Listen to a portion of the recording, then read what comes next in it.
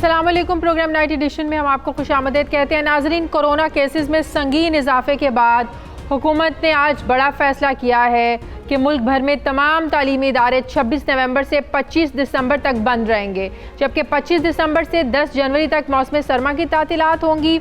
आज बैनुल सूबाई वज़राए तालीम का इजलास हुआ। इस इजलास में तालीमी इदारों की बंदिश के हवाले से बड़े अहम फैसले किए गए।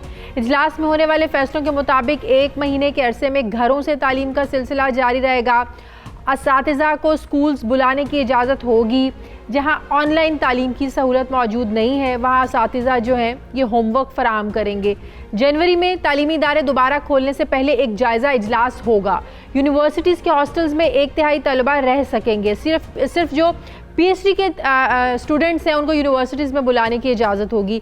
दिसंबर में होने वाले तमाम इम्तिहानात को जनवरी तक मुलतवी कर दिया गया है, लेकिन SOPs के तहत एग्ज़ाम्स जो हैं वो लिए जा सकेंगे। ये तमाम फ़ैसले पूरे मुल्क में नाफिजुल अमल होंगे, लेकिन सूबाई सतह पर जायज़ा लेते हुए जो सूबाई हुकूमतें हैं ये अपने मुताबिक फ़ैसले कर सकती हैं। सिंध के वज़ीर तालीम सईद गनी ने इस हवाले से ये तजवीज़ दी है कि तमाम तालीमी इदारे बंद ना किए जाएँ, सिर्फ प्राइमरी तक तालीमी इदारे बंद किए जाएँ, जबकि 6ठी क्लास से ऊपर के बच्चों को स्कूल बुलाया जाए। जबकि वज़ीर तालीम पंजाब डॉक्टर मुराद रास ने ये तजवीज़ दी है कि बच्चों को इस मरतबा होमवर्क के बगैर नहीं जाने दिया जाएगा और बच्चों की अगली क्लास में प्रमोशन का 50% जो इन्हिसार है उस होमवर्क पर होगा। 8वीं जमात तक की क्लासेस का सेशन जो है ये मार्च में ही मुकम्मल होगा, जबकि 9वीं से 12वीं के बोर्ड के इम्तिहानात मार्च की बजाय अब मई में होंगे या जून में होंगे। इस हवाले से तारीख का जो हतमी फैसला है ये बोर्ड करेगा।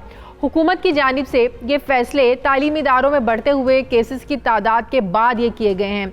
NCOC के मुताबिक तलबा में कोरोना वायरस की शरह 19% रिकॉर्ड की गई है, जबकि गुज़श्ता एक हफ्ते के दौरान तालीमी इदारों में केसेस की मुस्बत शरह 1.8% से बढ़कर 3.3% हो गई है। इस हवाले से मैं बात करूँगी। मुझे ज्वाइन किया है सूबाई वज़ीर तालीम पंजाब डॉक्टर मुराद रास साहब ने। अस्सलाम वालेकुम, बहुत बहुत शुक्रिया डॉक्टर साहब आपका। डॉक्टर साहब, जैसे कि मैंने अपने इंट्रो में भी कहा, जब कोरोना की दूसरी लहर शुरू हुई, स्कूलों को बंद करने की बात हो रही थी, तजावीज़ आ रही थी, तो आप इसकी मुखालफत कर रहे थे। इस वजह से आप मुखालफत कर रहे थे कि आप कह रहे थे कि ऐसे तो स्कूल बंद करने का कोई फ़ायदा नहीं है, घर में स्कूल से छुड़वा कर आप बच्चों को घर तो बिठा लेंगे, लेकिन उसका क्या करेंगे जब वही बच्चे सैर व तफरीह के लिए बाहर निकल जाएंगे, शॉपिंग मॉल्स में बाहर निकल जाएंगे। आपका कंसर्न बिल्कुल दुरुस्त था। तो इस हवाले से तो कोई स्ट्रेटजीज नहीं फिर आज सामने आई हैं कि अगर आपने बच्चों को घर बिठाना है कि आप बच्चों को फिर शॉपिंग मॉल्स में नहीं लेकर जा सकते, बाहर नहीं लेकर जा सकते। आपका कंसर्न तो बिल्कुल दुरुस्त है अभी भी। देखिए शाज़िया, मैं आपको ये बताऊं कि आज और पिछले हफ्ते के अंदर जो मैंने नंबर्स देखे ना, पिछले मंडे भी मैं NCOC की मीटिंग में था, आज भी था, और जो नंबर्स आ रहे हैं वो बड़े ही अलार्मिंग नंबर्स हैं। आज हम 50% पे पहुंच चुके हैं। जब हम पिछली स्पाइक पे थे ना जून में, तो आज हम 50% उधर पहुंच गए। सही। तो नंबर्स आपको पता है, मैंने तो बहुत मुखालफत की थी स्कूल्स खोलने की, क्योंकि इतनी मुश्किल से हमने स्कूल्स खोले थे। सो इसलिए मैं बिल्कुल उसके खिलाफ था, मगर जब मैंने नंबर्स देखे हैं, और नंबर्स का शाज़िया गेज जो है ना, वो ये नहीं है कि मैं आपको बताऊं या कोई और आपको बताए, आपको हॉस्पिटल से पता लग जाता है। हॉस्पिटल्स जब भरने शुरू हो जाए ना, तो अगर खुदा ना खास्ता मुझे सांस नहीं आ रहा और मैं हॉस्पिटल जाऊंगा ही जाऊंगा, मुझे कोई रोक नहीं सकता। सो इसलिए that is the best gauge. और दूसरी बात आपने बिल्कुल ठीक की कि अगर इन्होंने बाकी जगह को कर्टेल ना किया कि बच्चे पार्क्स में चले गए, मॉल्स में चले गए, मार्केटों में चले गए और मरी फिरने चले गए, तो कोई नहीं है। फिर हम एक हजूम को एक जगह से निकाल के कहीं और भेज रहे हैं। So I mean, मैं तो मेरी तो इसमें बिल्कुल आप देख रहे हैं कि I am not going to stay quiet on this. अगर मैंने ये डॉक्टर साहब, वज़ीर तालीम सिंध सईद गनी साहब तो ये तजवीज़ दे रहे थे कि प्राइमरी तक के बच्चों के लिए आप स्कूल बंद कर दें और जो बाकी क्लासेस हैं, ज़ाहिर है 6ठी से लेकर आगे की क्लासेस तक स्कूल्स को खोला जाए। तो आपके नज़दीक ये तजवीज़ जो थी ये काबिल अमल थी डॉक्टर साहब? नहीं शाज़िया, देखिए अगर बंद करना है, सबको करना है, देखें ये नहीं हम कर सकते हैं कि जी प्राइमरी की जिंदगियां ज्यादा जरूरी है और फिर सेकेंडरी की नहीं है। सो I don't think we could have done that. I think it had to be done across the board. अच्छा डॉक्टर साहब, पहले भी जब स्कूल बंद हुए थे तो ऑनलाइन क्लासेस का मसला था। बहुत सी जगह ऐसी है जहाँ पे इंटरनेट एक्सेस नहीं है, तो ऐसे स्टूडेंट्स के लिए अब क्या स्ट्रैटेजी है जहाँ पर इंटरनेट एक्सेस नहीं है, वो बच्चे ऑनलाइन एजुकेशन नहीं ले सकते हैं, वो फिर कैसे जो है ना वो काम करेंगे? देखिए मैं आपको ये बता दूं, एक तो ऑनलाइन क्लासेस जो करवा सक रहे हैं वो तो ऑनलाइन क्लासेस करेंगे। हाँ। मगर ये है कि हमने होमवर्क इस दफा पहली दफा देने लगे हैं, जो जिस तरह गर्मियों की छुट्टियों में देते हैं, और ये होमवर्क ग्रेडेड होगा। इस पे ग्रेड्स मिलेंगे उनको।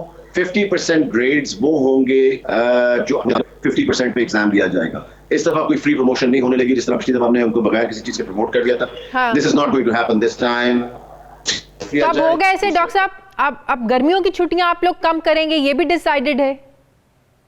बिल्कुल। अगर देखें ये फैसले जो हैं ये डे टू डे हैं, वीक टू वीक हैं, और अगर हमें कम करना पड़े गर्मियों की छुट्टियां तो बिल्कुल हम जरूर कम करेंगे। तो एग्जाम्स का शेड्यूल किस हद तक मुतासिर होगा डॉक्टर साहब? 9th 10th 11th 12th जो बोर्ड के एग्जाम्स हैं वो तो हम जो है प्रॉब्ली मई या जून में अब करेंगे। सही। मगर 1 through 8 का जो है वो तो हम मार्च में रखेंगे। सही।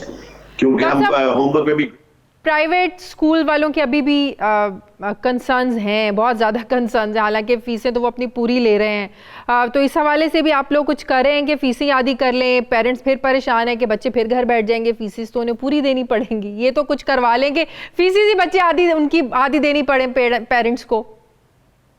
देखिए वो वाला इशू भी देखते हैं, उसके ऊपर भी हम आएंगे। और जो गवर्नमेंट की रेट है वो आपको पता है कि I will make sure that it is implemented. लेकिन जो पहले 7 महीने स्कूल बंद रहे उसमें आप लोगों ने 20% ज़ाहिर कमी की थी, इसमें भी ये एप्लीकेबल होगा? वो अभी मैं देखना है उस पर बात करें, क्योंकि एकदम इमरजेंसी में सारी सिचुएशन आई है in a few days, so that's why it has to be taken care. सही। तो आज फैसला हुआ 2 दिन बाद स्कूल बंद करने का। फैसला इसीलिए हुआ कि जो होमवर्क की आप बात कर रहे हैं, ताकि स्कूल वाले जो अपनी स्ट्रेटजी कंप्लीट करके बच्चों को होमवर्क दे दें। 2 दिन का गैप देने का मकसद यही था, क्योंकि अगर ज़ाहिर केसेस इतने ज़्यादा बढ़े फिर तो इमीडिएटली कल से बंद होने चाहिए थे स्कूल।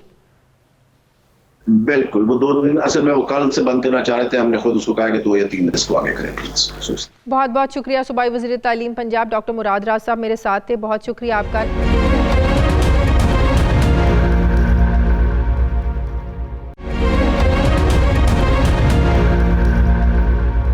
नाज़रीन, कोरोना की दूसरी लहर खतरनाक सूरत हाल इख्तियार करती जा रही है। मुल्क के अंदर कोरोना केसेस की शरह गुज़श्ता 2 हफ्तों में दुगना हो चुकी है। गुज़श्ता 24 घंटों के दौरान केसेस के मस्बत आने की शरह 7.46% रही है, जो कि जून के महीने में बुलंद तरीन सतह यानी 23% तक पहुँच गई थी। मई में मुस्बत केसेस की शरह 6% थी, जबकि सितंबर में शरह 1.7% तक कम हो गई थी, जिसके बाद मुल्क में हमने देखा कि तमाम शोबों को खोल दिया गया था बशमूल तालीमी इदारे। लेकिन अब एक बार फिर से मुस्बत केसेस की शरह में इजाफा हो रहा है और कहा जा रहा है कि अगर एहतियात ना की गई तो आने वाले दिनों में इस शरह में मजीद इजाफा हो सकता है। कल वज़ीर आज़म ने सख्त लॉकडाउन का इशारा भी वो दे चुके हैं। उन्होंने कहा कि अगर एहतियात नहीं बरती गई तो हमें ये सख्त फैसले करने पड़ सकते हैं लॉकडाउन के हवाले से।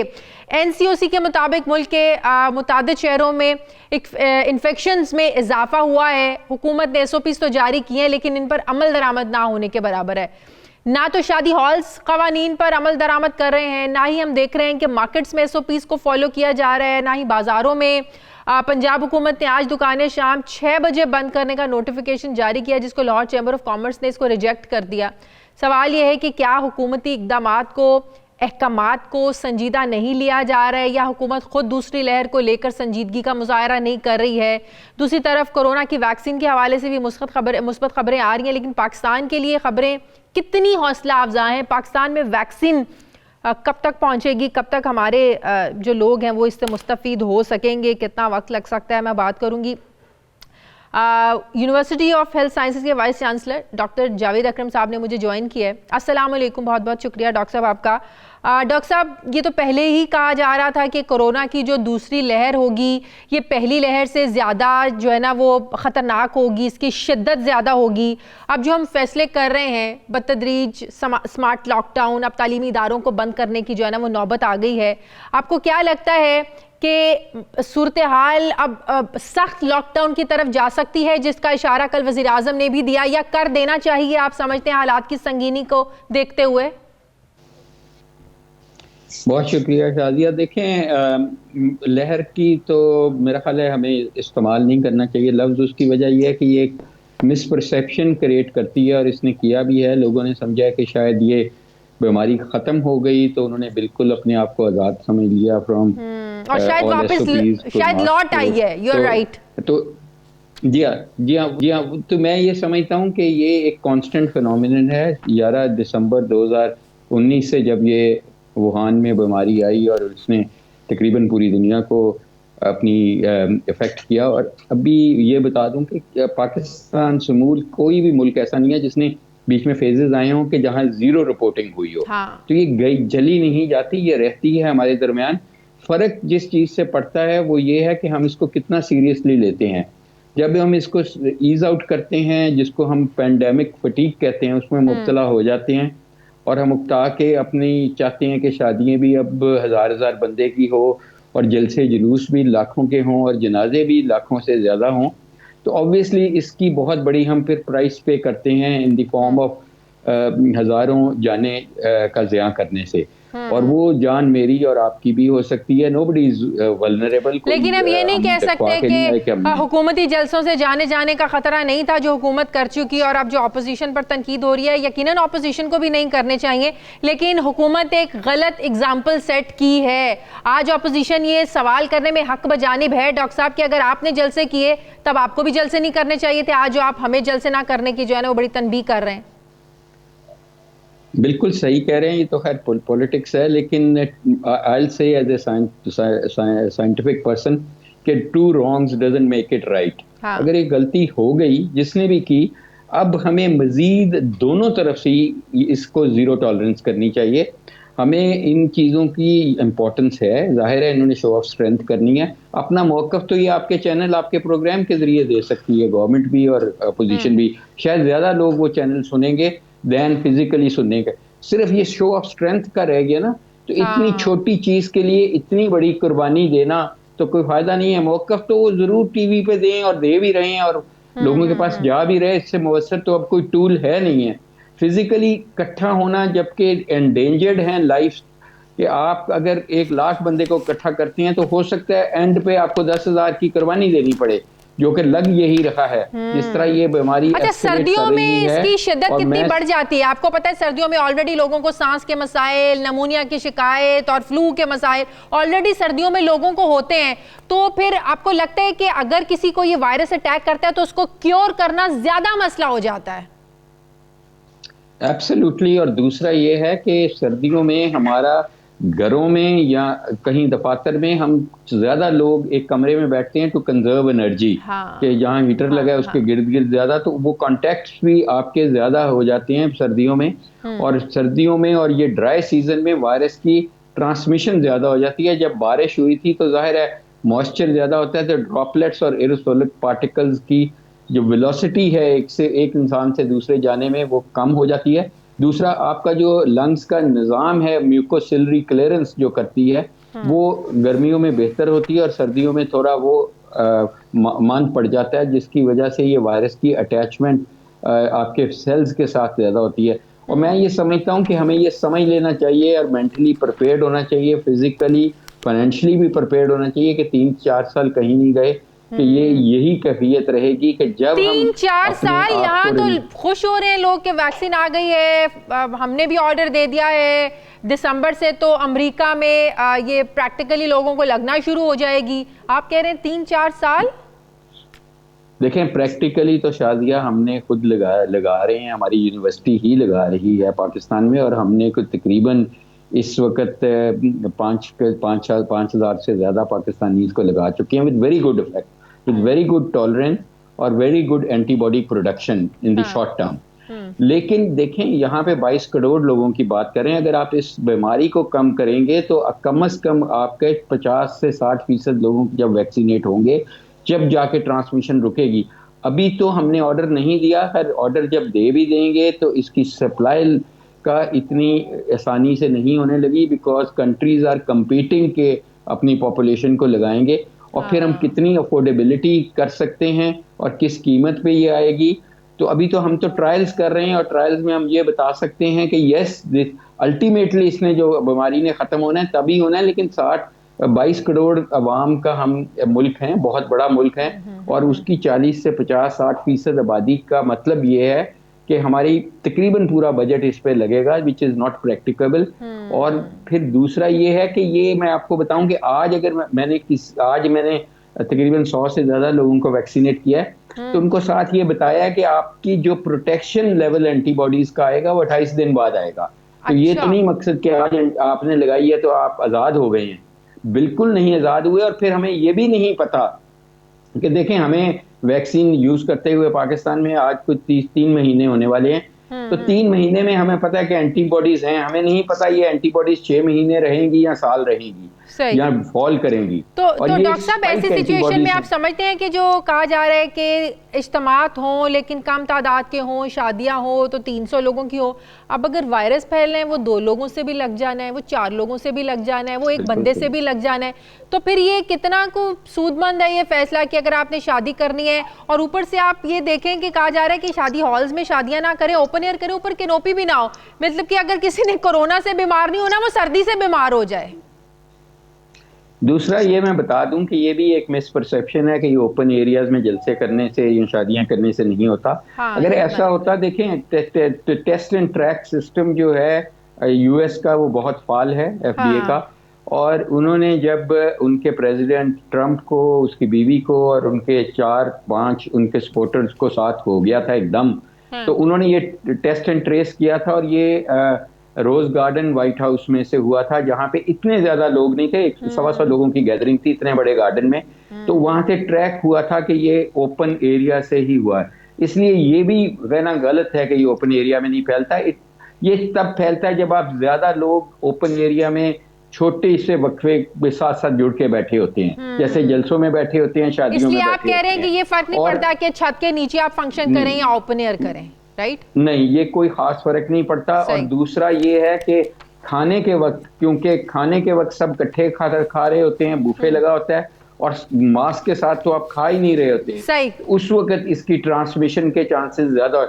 और शादियां अगर आपने करनी है तो आप टेक अवे उनको जाते हुए लंच बॉक्सेस वगैरह, जंक बॉक्स दे दें, कुछ छुआरे दे दें, कुछ दे दें, इस किस्म की। देखें, हमें अपनी कुर्बानी करनी पड़ेगी ख्वाहिशात की, अपनी जानों की कुर्बानी बचाने के लिए।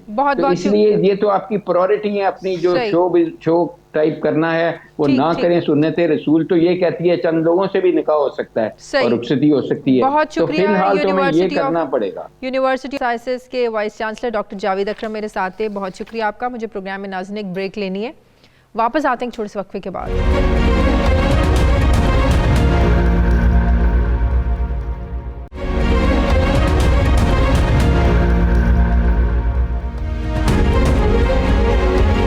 एक बार फिर से आपको खुशामदीद कहते हैं। नाज़रीन, मुल्क में कोरोना केसेस में तेज़ी के साथ अपोजिशन के बयानिए में भी सख्ती आ रही है। PDM की क़यादत एंटी एस्टेब्लिशमेंट बयानिए में नवाज शरीफ से भी 2 कदम लगता है कि आगे ही निकल गई है। गुज़श्ता रोज़ पेशावर में हुकूमत की इजाज़त के बगैर और इस्लामाबाद हाई कोर्ट के फैसले के खिलाफ PDM का जलसा हुआ। इस जलसे के मुनक्किद होने के बाद हुकूमती रिट पर भी सवालात उठ रहे हैं। हुकूमत के नाक़दीन कह रहे हैं कि क्या हुकूमत की रिट सिर्फ बयानात तक और ट्वीट्स तक महदूद है? अगर हुकूमती पाबंदी और अदालती फैसलों की खिलाफ वर्जियाँ की जा रही हैं तो हुकूमत कानूनी कार्रवाई क्यों नहीं करती? अपोजिशन तो यहाँ तक दावे कर रही है कि उन्हें लाहौर और मुल्तान में जलसों के लिए भी हुकूमती इजाज़त की कोई ज़रूरत नहीं है। सवाल ये है कि हुकूमती रिट को चैलेंज करने से क्या मुल्क के सियासी हालात मज़ीद कशीदा नहीं होंगे? जबकि गुज़श्ता रोज़ हमने देखा पेशावर में जलसे से खिताब करते हुए मौलाना फजलुर रहमान ने कहा कि हम जंग का ऐलान कर चुके हैं, हम जंग से पीछे हटना जो है गुनाह कबीरा समझते हैं। हम फ़ौज का एहतराम करते हैं अगर वो हमारा दिफाई इदारा है, लेकिन अगर वो सियासी इदारा बनने की कोशिश करेगा तो फिर तनकीद बर्दाश्त करना होगी। अपने खिताब में PDM के सरबराह ने यह भी कहा कि हम आज भी आपको मोहलत देते हैं कि आप हुकूमत की पुश से पीछे हट जाएं, कह दें कि यह हुकूमत हमारी नहीं है और आप हुकूमत के खिलाफ हमारे साथ आवाज़ मिलाएं, फिर हम भाई भाई हैं। मतलब एक तरफ इस्टेब्लिशमेंट के खिलाफ बातें की जा रही हैं और साथ इक़्तिदार के लिए इस्टेब्लिशमेंट के साथ हाथ मिलाने की बातें भी की जा रही हैं। जबकि बिलावल भुट्टो बार बार ये दावा कर रहे हैं कि जनवरी में हुकूमत चली जाएगी। सवाल यह है कि बिलावल भुट्टो के इस दावे की बुनियाद है क्या? क्या जलसों से भी हुकूमतों को घर कभी भेजा गया है या जा सकती हैं हुकूमतें? जबकि आज गिलगित बल्तिस्तान के हल्का GB 2 में इलेक्शन कमीशन की जानिब से PTI के उम्मीदवार की जीत के ऐलान के बाद पीपल्स पार्टी के वर्कर की जानिब से सरकारी अमलाक और गाड़ियों को आग लगाकर शदीद एहतजाज किया गया। सवाल यह है कि क्या जमहूरी और पुरअमन होने की दावेदार ये सियासी जमातें आवाम के फैसले को मानने के लिए तैयार क्यों नहीं है? मैं बात करूंगी। मुझे ज्वाइन किया है मुस्लिम लीग नून के रहनुमा सेनेटर आसिफ किरमानी साहब ने। अस्सलाम वालेकुम, बहुत बहुत शुक्रिया आसिफ किरमानी साहब आपका। वालेकुम सलाम जी। आसिफ किरमानी साहब, ये बड़ा दोहरा म्यार और बड़ा एक तजाद नज़र आता है। एक तरफ कहते हैं कि इस्टेब्लिशमेंट की सियासत में मुदाखलत बर्दाश्त नहीं है, दूसरी तरफ मौलाना साहब कहते हैं कि हाँ, अगर आप इस हुकूमत को भेजने में, इस हुकूमत के खिलाफ आवाज़ उठाने में हमारा साथ दें तो हम आपस में भाई भाई हैं, फिर हम आप पे कोई तनकीद नहीं करेंगे, कुछ नहीं होगा। तो ये क्या मैसेज दे रहे हैं? अपने फ़ायदे के लिए सब अच्छा है, आप लोग इक़्तिदार में नहीं है, अपोजिशन इक़्तिदार में नहीं है, इस्टेब्लिशमेंट भी बुरी है, हुकूमत भी बुरी है, इतना बड़ा दोहरा म्यार तजाद क्यों? बिस्मिल्लाहिर्रहमानिर्रहीम। पहले तो शाजिया बीबी शुक्रिया आपका। मैं ये समझता हूँ जी कि ये जो भी इस वक्त मामलात हैं, जिस तेज़ रफ्तारी के साथ पाकिस्तान की मईशत जो है वो नोज़ डाइव जा रही है, जिस तेज़ रफ्तारी से यहाँ हर फी घंटा की रफ्तार से महंगाई बढ़ रही है, ऐसे में जब गरीब के पास खाने को रोटी नहीं है, उसके चूल्हे बुझ चुके हैं, महंगाई का जिन जो है वो बोतल से कब का बाहर आ चुका है, तो ऐसे में पीडीएम के प्लेटफॉर्म से जो बात की जा रही है वो अवाम के जिंदगी को बेहतर करने के लिए एक उसकी तरफ ये सारे इकदामात हैं। जो 11 जमातें जो हैं वो आवाम की ही आवाज बनकर बाहर निकली हैं। तो मैं समझता हूं कि इसमें मौलाना फजलुर रहमान साहब ने जो बात की वो बिल्कुल दुरुस्त बात उन्होंने फरमाई है। लेकिन माजरत के साथ अगर अवाम का वाकई मोहब्बत, अवाम से प्यार और अवाम का इतना ख्याल, अवाम महंगाई से उनको नुकसान हो ना हो, जान जाए या ना जाए, लेकिन इस वक्त जो कोरोना से जो हालात बन चुके हैं, जिस रेशो से केसेस बढ़ रहे हैं और जिस तरह आप लोग जलसे कर रहे हैं, इससे लोगों को जरूर नुकसान हो सकता है। आसिफ किरमानी साहब, इसमें भी 2-3 फैक्टर्स हैं, मेरी गुजारिश आप सुनिएगा जी। एक तो हुकूमत बुरी तरह नाकाम हुई है लोगों को एसओपीज पर अमल करवाने में। आज आप बाजारों में, मार्केट्स में चले जाइए तो 100 में से 20 लोग जौन से हैं वो मास्क पहन के फिर रहे, 80 लोग मास्क पहन के नहीं फिर रहे। फिर ये एक सिलेक्टिव या सिलेक्ट या लॉकडाउन की बात की जा रही है, वो 2 बैरियर्स रख देते हैं, उससे गाड़ी जरूर स्लो हो जाती है, लेकिन उस पर कोई मुझे नहीं समझ आती कि वो उससे कोरोना को कैसे आप रोक सकेंगे। फिर उसके बाद जितने हुकूमती इज्तिमा हैं वो तो हो रहे हैं। प्राइम मिनिस्टर साहब ने अपने जलसे भी कर लिए, जब कोरोना की लहर जारी थी उसमें उन्होंने कर लिए। सिर्फ ऑपोजिशन जब बात करती है तो वो कोरोना का खौफ दिलाते हैं। मैं समझता हूं तो अब हुकूमत डंडे की जोर पे करवाए। हमें इस कोरोना एक बीमारी है जिसका, जो बीइंग अ डॉक्टर भी मैं करना चाहता हूं कि ये कोई इसका आपके पास कोई अभी you have to live with it, हमें इसके साथ रहना पड़ेगा प्रिकॉशंस लेके। जो एसओपीज हैं, असल चीज है एसओपीज। मास्क पहने, हाथों को बार बार साफ कीजिए और सोशल डिस्टेंसिंग। क्या आपके जलसों में सब कुछ हो रहा है? के जो जलसे हुए हैं, क्या आपके जलसों में हो रहा है? सोशल डिस्टेंसिंग हो रही है, बार बार हाथों को सैनिटाइज किया जा रहा है? इंशाल्लाह इस दफा आप देखेंगे कि हमने खुसूसी तौर पर लाखों की तादाद में फेस मास्क बनवाए हैं और इंशाल्लाह ताला जो भी लोग जलसागाह में दाखिल होंगे उनको वो फेस मास्क दिए जाएंगे और इंशाल्लाह वो फेस मास्क मैंडेटरी होगा पहनना। इसलिए मैं समझता हूं कि असल जो चीज है, असल चीज ये है कि हुकूमत को जिस डायरेक्शन में काम करना चाहिए, यानी वो कहते हैं ना कि मीठा मीठा हप हप, कड़वा कड़वा थू, तो जो उनको अपने लिए जौन सी चीज उनकी कन्वीनियंस के लिए होती है वो तो वो कर लेते हैं। और अपोजिशन को चूंकि उन्होंने टारगेट किया हुआ है तो जाहिर है कि मैं समझता हूं कि कोरोना के प्रॉपर एसओपीज लेने के बाद कोरोना के साथ हमें जिंदा रहना सीखना पड़ेगा। ऑपोजिशन जो जलसे कर रही है, आप लोग समझते हैं कि जो मकासद आप लोग हासिल करना चाहते हैं, जो 2-4 जलसे आप लोगों के रह गए हैं वो हासिल हो जाएंगे? अब तक तो हासिल नहीं हुए, जो बकिया जलसे रह गए वो हासिल कर लेंगे आप लोग मकसद? देखिए देखिए, ये सिर्फ जलसों की बात नहीं है। पीडीएम का जो एक रोड मैप है वो एक मरहलावार एक प्रोग्राम है जिसमें जलसे जो हैं वो इब्तदा है। इसके बाद फिर लॉन्ग मार्च का भी एक ऑप्शन है, उसके बाद असेंबलियों से इस्तीफे देने का भी ऑप्शन है। हुकूमत जनवरी में घर चली जाएगी, वो लॉन्ग मार्च के नतीजे में घर जाएगी। वो लॉन्ग मार्च के नतीजे में घर जाती है या ये हुकूमत अपने वजन से ही गिर जाती है और शायद लॉन्ग मार्च की नौबत ना ही आए। तो लेकिन ये जल्द हुकूमत इंशाल्लाह जनवरी में पीडीएम की जो तहरीक चली है इसकी ये ताब नहीं ला सकेगी, चूंकि लोग जो हैं इस वक्त, वो अगर इस वक्त अपोजिशन घर बैठ गई तो मेरी बात याद रखिएगा, ये अवाम, ये गरीब लोग जिनके चूल्हे ठंडे हो गए हैं, ये अपोजिशन को भी माफ नहीं करेंगे। इसलिए घर बैठना ये अपोजिशन भी अफोर्ड नहीं कर सकती, इसलिए अवाम की आवाज बन के निकली है और महरलावार जो हमारी तहरीक है वो इंशाअल्लाह ताला चलती रहेगी और उसका इख्तिताम आप नहीं समझते कि अदालती अहकामात पर अमल दरामद करना, करवाना हुकूमत की जिम्मेदारी होती है? आप समझते हैं ना, अगर कोई अदालत ने हुक्म दिया है तो उस पर अमल दरामद होना चाहिए ना? बिल्कुल होना चाहिए, लेकिन उसमें हुकूमत की भी कुछ जिम्मेदारियां हैं। तो उन अदालती अहकामात की हुकूमत खुद भी तो पाबंदी करे। हाँ, बिल्कुल होनी चाहिए, बिल्कुल होनी चाहिए। तो अगर हुकूमत जो है अदालती फैसले को मद्देनजर रखते हुए, अब अगर जलसा होता है, हुकूमत कोई कार्रवाई करती है, पकड़ती है, तो फिर आप लोग एतराज तो नहीं करेंगे? अदालती फैसले पर अमल दरामद तो करवाना है ना? हुकूमत ने तो अदालती फैसले के आने से पहले भी जो जलसे हुए हैं पीडीएम के, उसमें उन्होंने छोटी छोटी जो कॉर्नर मीटिंग्स होती हैं जो उसमें भी पकड़ सकड़ तो की है। हुकूमत तो दरअसल एक इंतकाम की आग में जल रही है सही। और मैं समझता हूं कि इस इंतकाम की आग में हुकूमत खुद भस्म हो जाएगी। ठीक है, बहुत शुक्रिया। मुस्लिम लीग नून के रहनुमा सेनेटर आसिफ किरमानी साहब मेरे साथ थे। मुझे प्रोग्राम में एक ब्रेक लेनी है नाज़रीन, वापस आते हैं छोटे से वक्फे के बाद।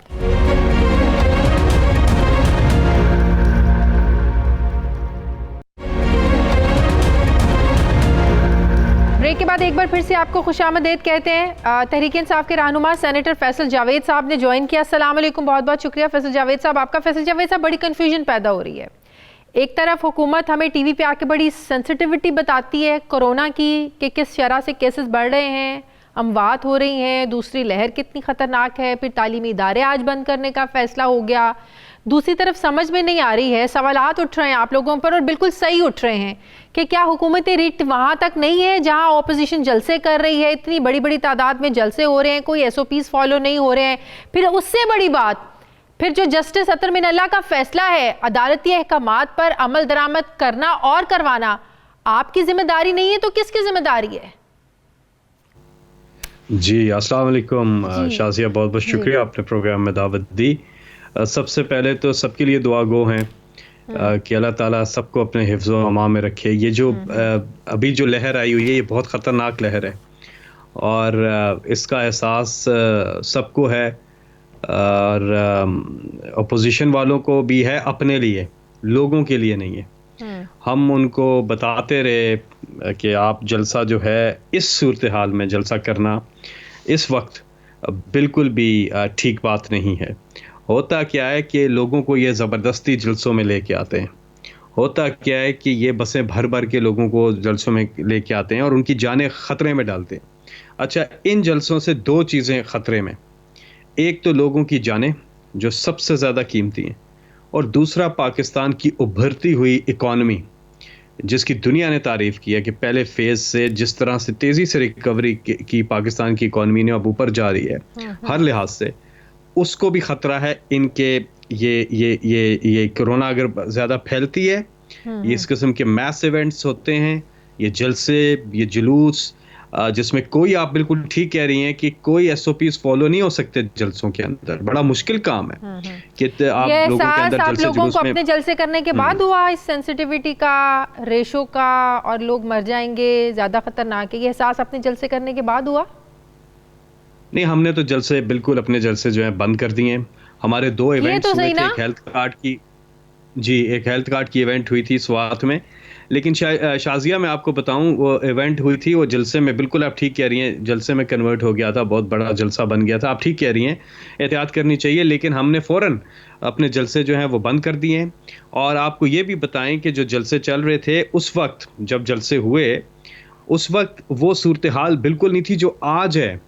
अच्छा, जो आप लोगों ने अब जलसे करने कहाँ थे जो बंद कर दें? चले, ऑपोजिशन तो एक महाज पे निकली हुई ना आप लोगों के खिलाफ, आप लोगों ने जलसे क्यों करने थे? जो करने थे जीबी में वो तो कर लिए, अब जो आप कह रहे हैं कि हमने अपने जलसे बंद कर दिए, आप लोगों ने करने थे? कोई जलसे शेड्यूल थे? और क्यों करने थे आप लोगों ने? आप लोग तो हुकूमत में अपना काम करें। जी, हमने जलसे नहीं करने थे, हमने इसी किस्म की कुछ प्रोजेक्ट्स है जिनकी इवेंट्स थे वो करने थे। अब हमने उनको भी ख़त्म कर दिया है। अब हम उनको एक कमरे के अंदर या उस तरह से करेंगे, लिमिटेड गैदरिंग में या वर्चुअल करेंगे। असल में हमारे जलसे नहीं होते हैं, वो जलसे बन जाते हैं, होते हैं हमारे गवर्नमेंट के इवेंट्स होते हैं, वो फिर जलसे बन जाते हैं। आपको पीटीआई का पता है जो फॉलोइंग है और जिस तरह से जुनून है, जो वो अभी, ये भी सवात में भी जलसा नहीं था, हेल्थ कार्ड का एक इवेंट था जो कि बस जलसा बन गया, बस सब लोग पहुंचे मोहब्बत में, प्यार में। लेकिन कहने का मकसद ये है कि जो भी हमारे इस किस्म के बड़े स्केल के इवेंट्स थे, देखिए याद रखें, हमने पहली लहर से हम अच्छे निकले, पाकिस्तान अच्छा निकला। और वो वक्त आया था कि जब सब ने बातें करना शुरू कर दी थी कि जी कोरोना ख़त्म हो गया है। लेकिन ये जो दूसरी लहर आई है, इसमें हमें अभी से एहतियात करनी होगी। और हमारी जो हिकमत अमली थी, इमरान खान साहब की जो हिकमत अमली थी, उसको पूरी दुनिया ने तारीफ़ की है। देखें, WHO ने तारीफ़ की है, बिल गेट्स ने तारीफ़ की है, और बाकियों ने तारीफ़ की है कि पाकिस्तान ने इकॉनमी को भी अच्छा हैंडल किया है। लेकिन अब तनकीद हो रही है कि आप लोगों की रिट नहीं है, हुकूमती रिट नहीं है, अदालती फैसले पर अमल दरामद नहीं आप लोग करवा पा रहे हैं, अब ये तनकीद हो रही है आप लोगों पे। अच्छा, इसमें मैं आपको बताऊं, इसमें मैं आपकी बात से एग्री करता हूं कि पूरी तौर पे देखिए उन्होंने कानून तोड़ा है।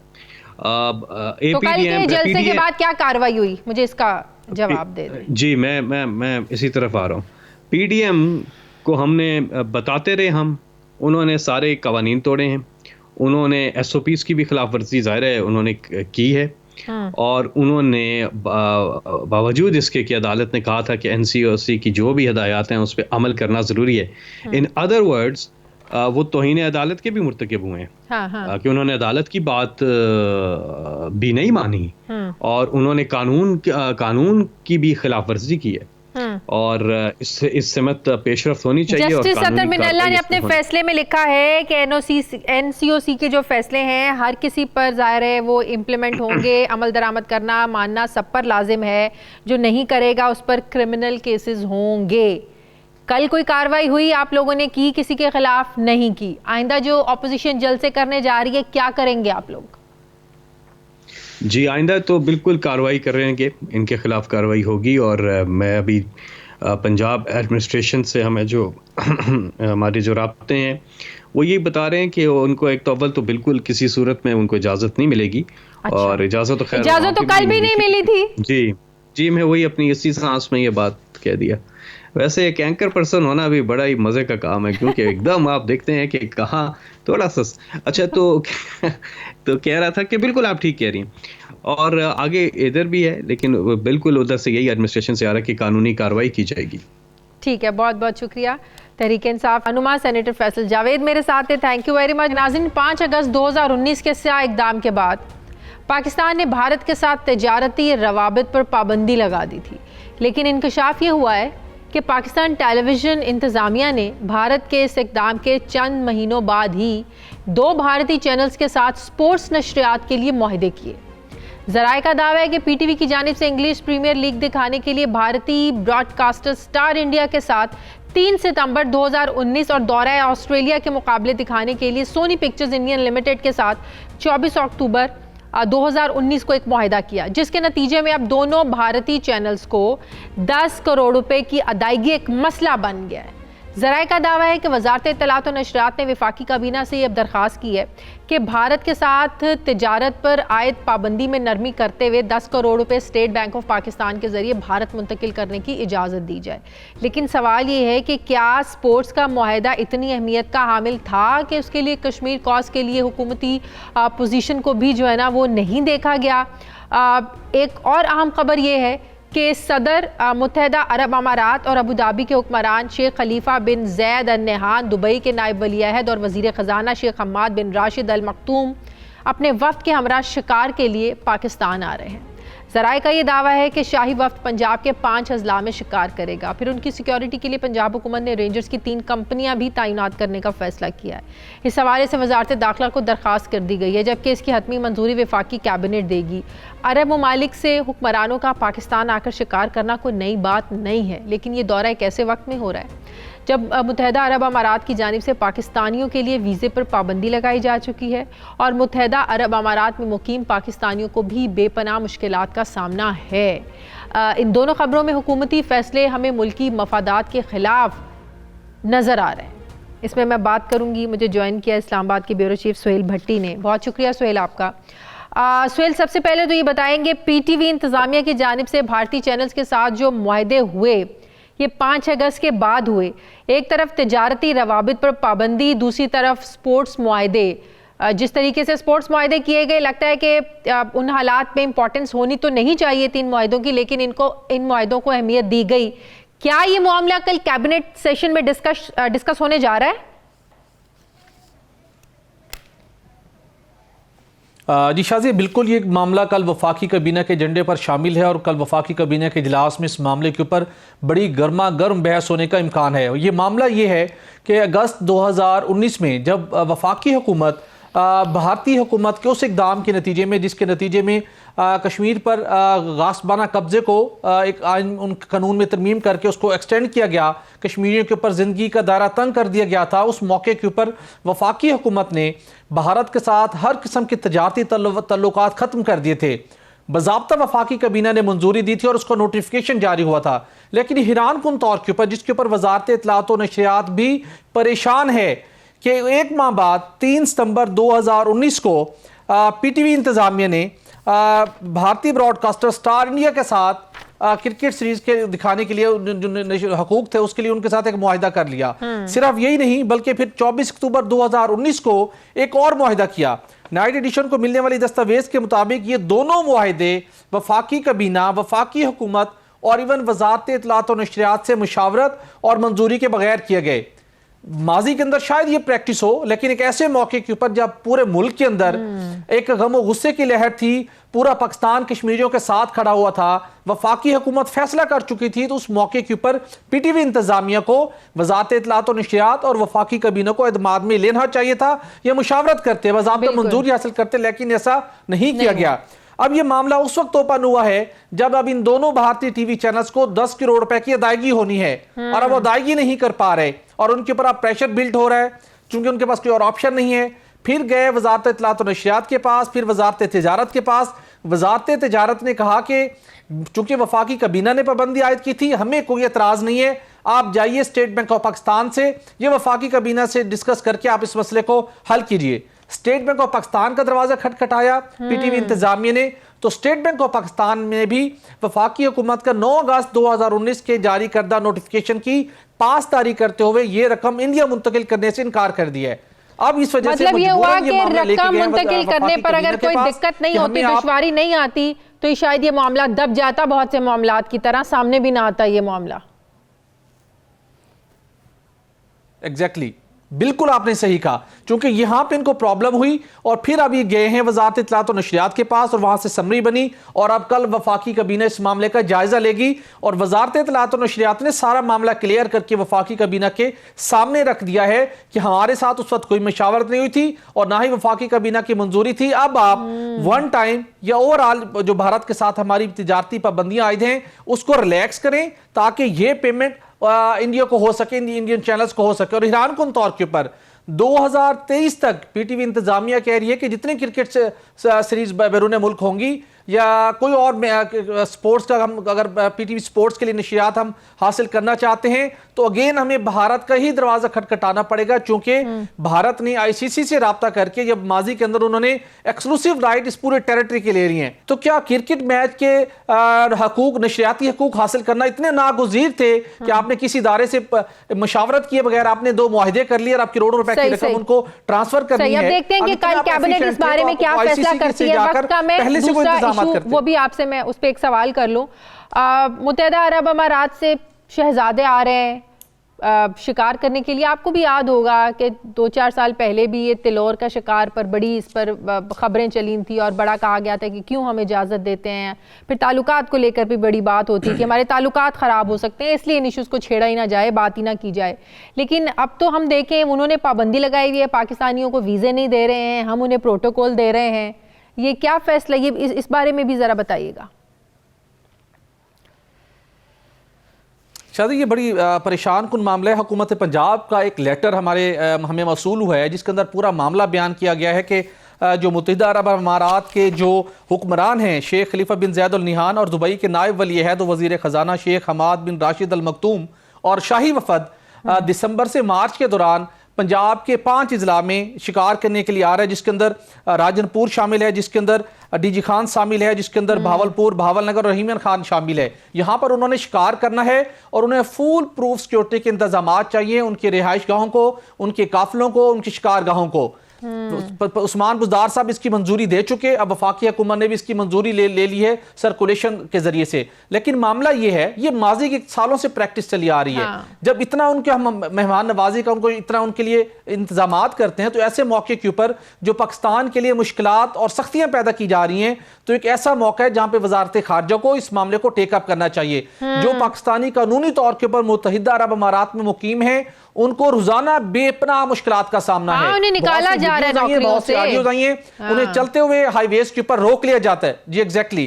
तो हम दूसरी जानिब हम उनको फैसिलिटेट करें, हमारे भाई हैं, हमारे लिए बहुत कम कदर रखते हैं, लेकिन जो बायलैटरल रिलेशन के अंदर इस तरह नहीं चलता कि एक जानिब हम उनकी इतनी खातिर तवाज़ो कर रहे हैं, दूसरी जानिब हमारे लिए माली मुश्किलात पैदा कर रहे हैं। इस पर नोटिस लेना चाहिए, इस पर सोचना चाहिए फॉरेन मिनिस्ट्री को। बहुत बहुत शुक्रिया। इस्लामाबाद से सुहेल इकबाल भट्टी मेरे साथ थे। नाज़रीन, हमारे प्रोग्राम का वक्त खत्म हो गया।